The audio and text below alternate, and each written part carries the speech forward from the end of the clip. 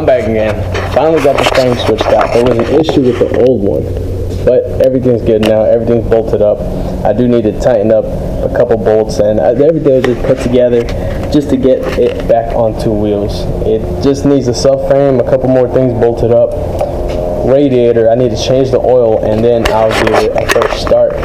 But I did get a lot of parts in the day that I was waiting on. One of the main ones was a fuel pump gasket.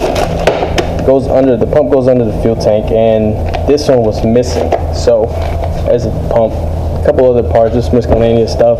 New seat, I think this is like suede or something, definitely not Alcantara. Rear seat, a new sprocket because the old chain was rusted to death.